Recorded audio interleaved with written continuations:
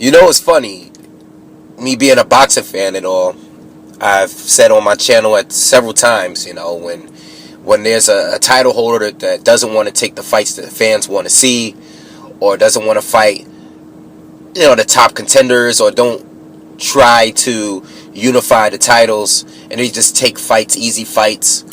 We often say things like they should vacate the title. You know, let someone that deserved the title get the shot, because obviously other fighters that we feel that deserve the title is not getting the opportunity. But this situation, you know, now that it's happening, Peter Quillin, who was the former WBO middleweight champion, he's vacating the title against his mandatory and Matt Korobov.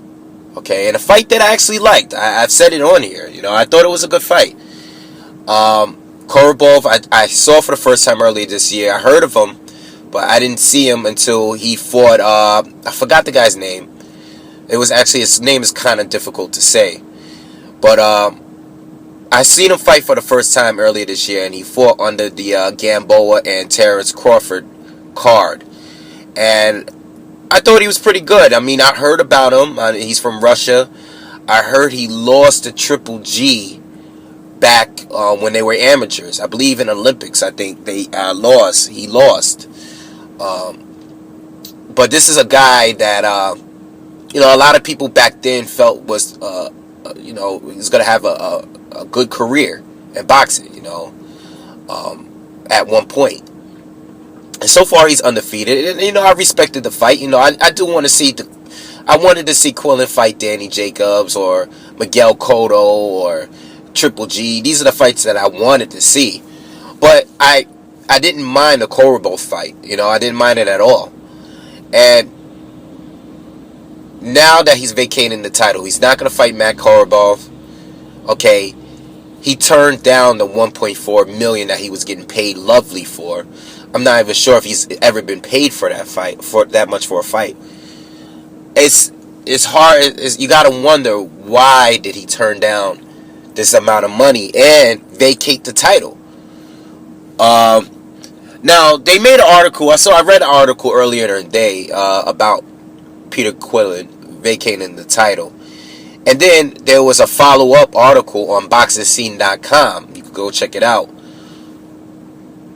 It basically, the vice president of Top Rank states that he's not surprised because Peter Quillin really wasn't sure about taking the fight in the first place. I mean, even though the offer was made by Roc Nation to pay these guys, you know, they won the purse bid, $1 million, and Peter Quillin didn't sign for the fight right away.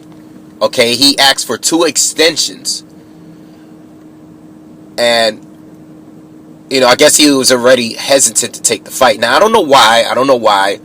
I mean, allegedly, they're saying that he has a better opportunity. Or he said that he has another opportunity.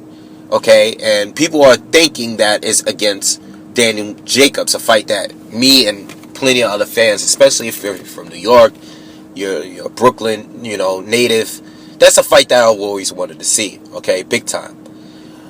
But for him to vacate the title, like, why couldn't he fight Matt Korobov first and then fight Danny Jacobs? You know, I guess Al Heyman had a lot to do with this decision. I'm sure that's his manager.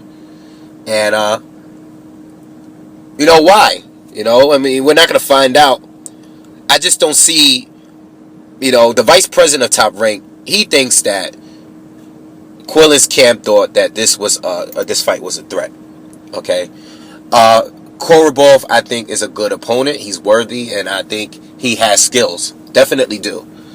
I don't think Peter Quillin would have lost to him, but I thought it was going to be a tough fight for him. Okay? But I just don't understand why turn the fight down when you're getting paid that well. Like, what opportunity did they offer this guy? It had to be big for him to give up the title.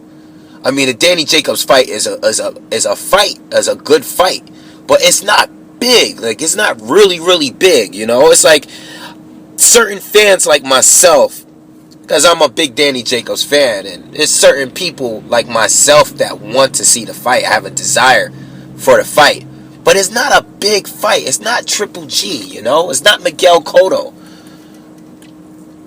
At least, I don't think it is, you know? I mean, Miguel Cotto just stated the other day that he won't be fighting again in 2014. So what opportunity did he get to turn down this fight?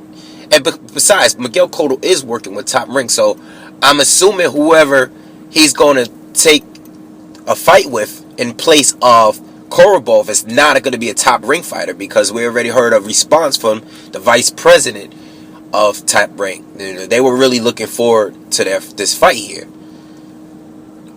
I hope it was someone of significance, and I hope it was for a lot of money.